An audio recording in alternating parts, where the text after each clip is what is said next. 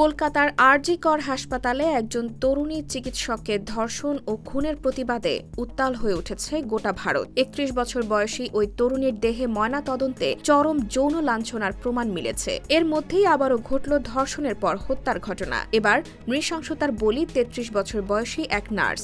এ ঘটনায় ইতিমধ্যেই এক অভিযুক্ত ব্যক্তিকে গ্রেফতার করেছে দেশটির পুলিশ।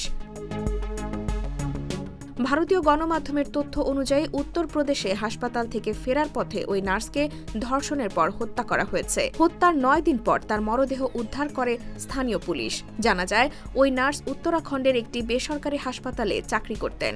রাজ্যের সঙ্গে লাগোয়া উত্তরপ্রদেশের সীমান্তবর্তী এলাকা ছিল তার বাসা। সেই বাসায় নিজের ১১ বছর বয়সী মেয়ের সঙ্গে থাকতেন ওই নার্স।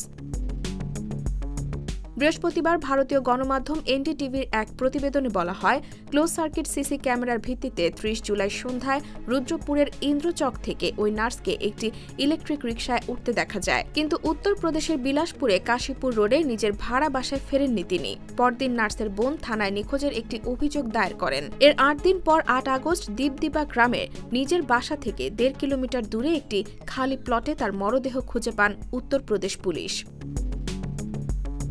এরপর লাশের ময়নাতদন্ত শেষে অভিযুক্তকে খুঁজে বের করতে একটি দল গঠন করে পুলিশ। এক পর্যায়ে ওই নার্সের চুরি হওয়া ফোনের অবস্থান শনাক্ত করে ধর্মেন্দ্র নামের এক ব্যক্তিকে রাজস্থান থেকে গ্রেফতার করা হয়। গ্রেফতার হওয়া দিনমজুর ধর্মেন্দ্র উত্তরপ্রদেশের বেরেলির বাসিন্দা। এদিকে কর্তব্যরত পুলিশ জানায়, ঘটনার সময় ধর্মেন্দ্র মদ্যপ ছিলেন। ওই নার্সকে দেখার পর তাকে অনুসরণ করতে থাকেন তিনি। নিজের বাসার অ্যাপার্টমেন্টে প্রবেশের আগ মুহূর্তে নার্সের ওপর হামলে পড়েন ধর্মেন্দ্র। এছাড়া উধম সিং নগরের জ্যেষ্ঠ পুলিশ সুপার মঞ্জুনাথ টিসি বলেন, ধর্মেন্দ্র ধর্ষণের পর নার্সের ওড়না দিয়ে তাকে শ্বাসরোধ করে হত্যা করেন। এমনকি নার্সের হাত ব্যাগে থাকা ৩,০০০ রুপিও চুরি করেন Dharmendra. IBTV USA, new York.